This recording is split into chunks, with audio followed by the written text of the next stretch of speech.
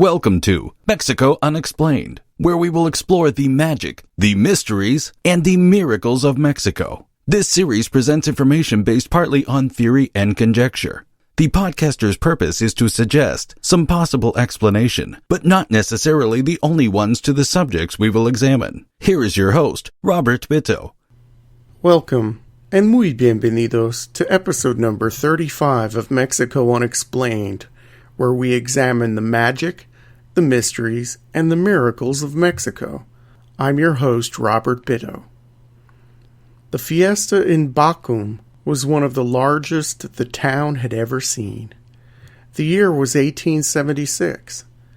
After over 340 years of domination from outsiders, the dusty municipality located in the desert of Sonora had a reason to celebrate. The Yaqui leader, known as Cajemé, had just declared that the 8 Native American villages and their surrounding lands would henceforth be independent from Mexico, thus creating the first self-governing, sovereign, wholly indigenous political entity since the Spanish Conquest. While the town celebrated, the native elders knew that a peace with Mexico for their new country would be a long way away, and after 3 centuries of struggle, many had their doubts of the new nation's survivability. Cajemé had years of military experience, a deep knowledge of Mexican politics and culture, and overwhelmingly enthusiastic support from his people that seemed to contradict the feelings of the most cautious of the elders. The leader of the new country in what used to be the northwestern part of Mexico felt invincible on his day of declaration. Cajemé was born to Yaqui parents in Villa de Pitic, now called Hermosillo, the modern-day capital of the Mexican state of Sonora, in 1835. His Christian name at baptism was José María Bonifacio Leiva Pérez. His Yaqui name of Cajemé, used throughout most of his adult life, means the one who does not stop to drink water. Before we get into the life and times of this man and the independent republic formed in Sonora in the 1870s, we must first give a little background of the Yaqui people. For thousands of years, the Yaquis, also known as the Yaqui or Yoeme, and their ancestors occupied parts of the American Southwest and parts of the Mexican states of Sinaloa, Sonora, and Durango. The Yaqui adapted to whatever geographical area they found themselves in. Those living on the Sea of Cortez lived a maritime existence and subsisted mostly on fish. Those who lived in the mountains and the northern deserts tended to be hunter-gatherers. The majority of the Yaqui people lived in villages and cultivated corn, beans, and squash. The heartland of the Yaqui was along the Yaqui River, a lifeline flowing through one of the harshest deserts in Mexico. The first documented encounter between Yaquis and Europeans was in 1533, when a small expedition led by Diego de Guzman entered Yaqui territory. In the early 1500s, Yaquis numbered about 30,000, living in almost 80 villages, which were mostly located near the Yaqui River. When the first group of Yaquis met the Spanish face-to-face, a tribal elder literally made a line in the sand for the Spanish not to cross and told Guzman to leave the area, refusing him food, water, and shelter. A battle ensued, and the Spanish retreated. 30 years later, an attempt to set up a Spanish colony in Yaqui territory failed, and the settlers were driven back to central Mexico. In 1608, the Spanish and the Yaquis clashed once again, resulting in 2 disastrous defeats for the Spanish. A peace agreement was reached in 1610, and the Jesuits arrived 7 years later to set up missions in Yaqui territory. The 150-year relationship the Yaquis had with the Jesuits was mutually beneficial and for the most part peaceful.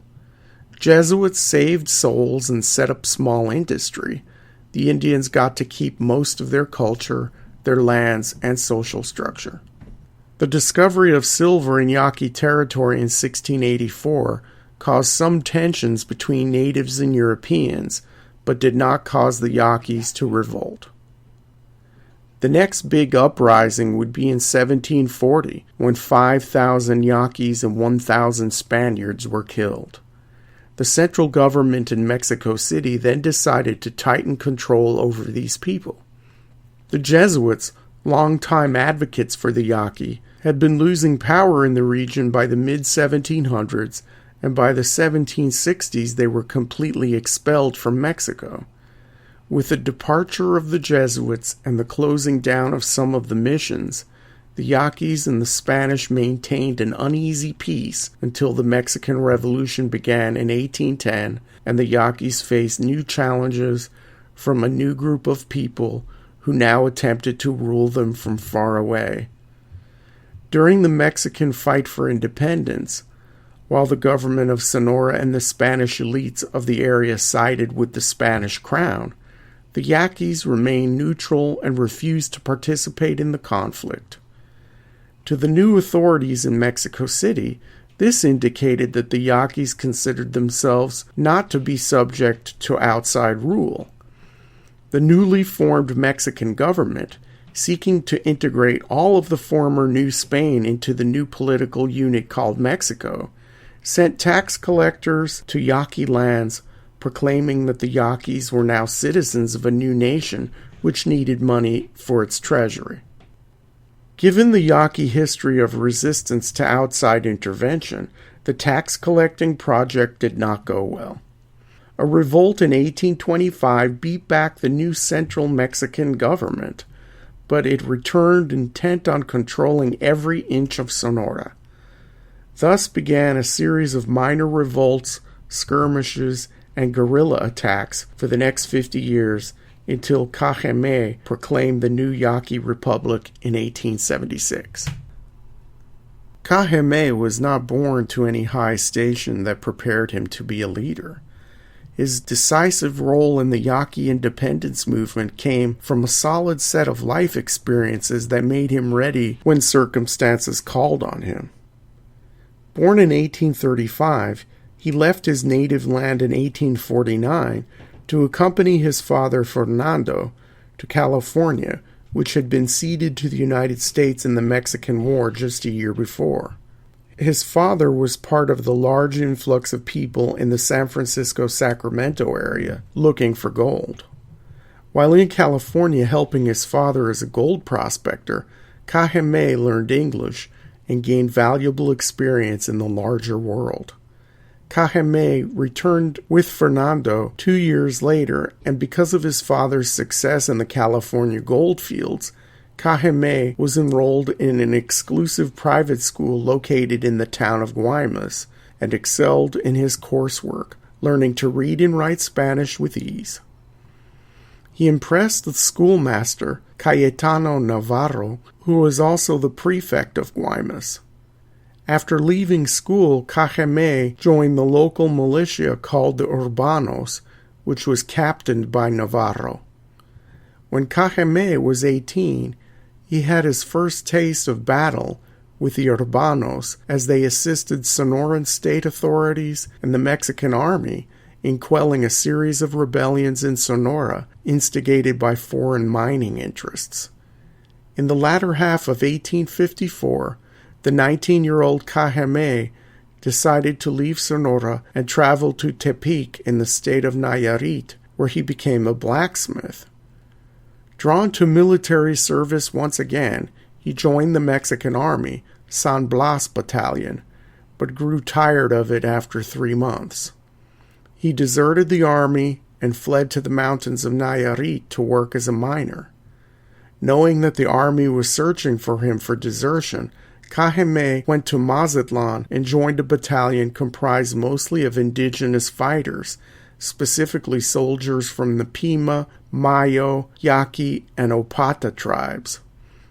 As a trooper in the army, Cajemé caught the attention of General Ramon Corona due to his ability to speak 3 languages and his previous military experience. In the nearly dozen years as General Corona's aide-de-camp, Cajemé participated in the War of Reform and fought against the French during the reign of the Habsburg Emperor of Mexico, Maximilian.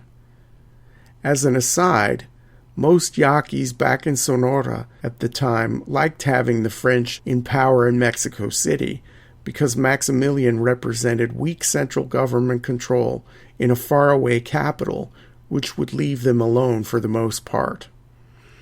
Cajemé rounded out his military career by serving under the command of Ignacio Pesquera, who made Cajemé a captain in the cavalry.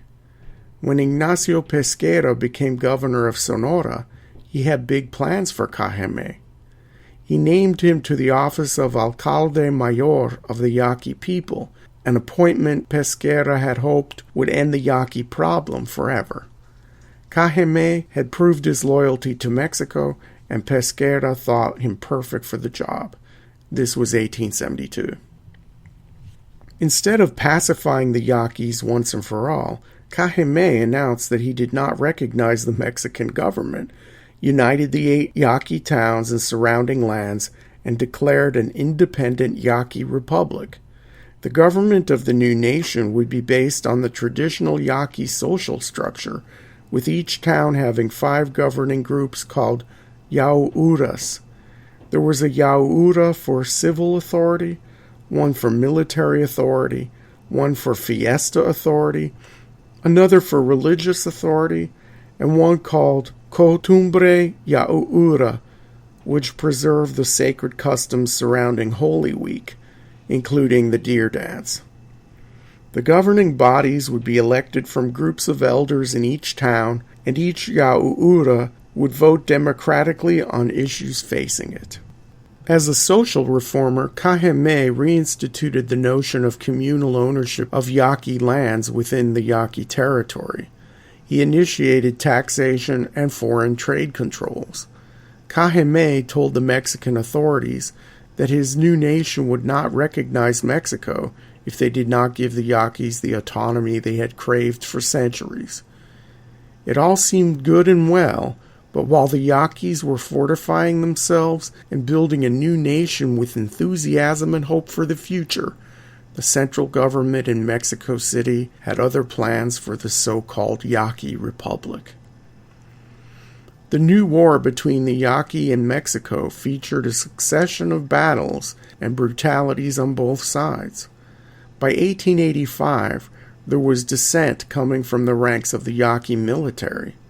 One of Cajemé's officers, Loreto Molina, tried to take over the government of the new republic, and with the help of Mexican authorities, had a plan to assassinate Cajemé. Cajemé heard of the plot and fled, but by then he was a marked man. The Mexican government sent a well-equipped force of 1,200 men to end the Yaqui independence movement once and for all. Of note to military historians, this force carried 2 primitive machine guns, which would be the first to be used in major combat. When the force arrived at the Yaqui River, the first Mexican company met with defeat and retreated. By the middle of 1886, however, it seemed as if the Mexican forces would win, and they had captured Cajemé's fort of El Añil and destroyed most of the Yaqui military's other fortifications. On a tip from a woman who was loyal to Loreto Molina and who opposed the endless wars with Mexico, Cajemé was captured in the small Indian village of San Jose de Guaymas, just north of the town of Guaymas, on the 13th of April, 1887. His captor was General Ángel Martínez, who would later rise to the position of vice president under the reign of dictator Porfirio Díaz. Martínez put Cajemé on a gunboat that sailed up the Yaqui River and paraded him around the Yaqui towns to make sure everyone knew he was captured. On April 23, 1887, at 11 in the morning, Cajemé was shot by firing squad, thus ending his life and the dreams of the new indigenous republic that briefly existed in Sonora. As a postscript, the Yaquis did not fare well immediately after Cajemé's execution. Tired of the endless wars and skirmishes, the Mexican government decided to end the Yaqui problem once and for all. Although many Yaquis went into hiding and escaped to the mountains or fled to neighboring states, many were captured by the Mexican government and sold into slavery. The slaves were taken to the Yucatan to work on plantations, and many Yaquis did not survive the alien tropical climate or the harsh work and living conditions. The more troublesome members of the tribe were either executed or deported to faraway places, such as the islands of the Caribbean or the nation of Bolivia in South America. In spite of all of this, the remaining Yaquis in Sonora continued to resist the Mexican government in one way or another. After the last stand of the Yaquis at what has been called the Battle of Cerro del Gallo in 1927, Mexico established armed garrisons in each village with a majority Yaqui population. This was a solution that seemed to keep the people at bay. It is amazing that in the face of all of the aggression used against them in their struggle for sovereignty, that the Yaquis still exist today in Sonora, living life much as they have for millennia, and maintaining their cultural institutions as they always have. The Yaqui language has even seen a revival in recent years, as classes and schools have popped up to focus on the language. In spite of everything that the Yaquis have gone through, it is quite evident that nothing can completely break the spirit of the Yaqui. The tribe and the memory of the Yaqui Republic live on. Thank you once again for listening to another episode of Mexico Unexplained. Remember to like us on Facebook, follow us on Twitter, and subscribe to our YouTube channel, Mexico Unexplained. Please go to our website for references, illustrations, and for free access to transcripts of past shows. We appreciate your kind attention. Until next time, thank you and gracias. Thank you for listening to another episode of Mexico Unexplained with host Robert Bitto. For show summary, relevant links and commentary, please check out our website at mexicounexplained.com. Like us on Facebook and be a part of the conversation. Adios and hasta la vista.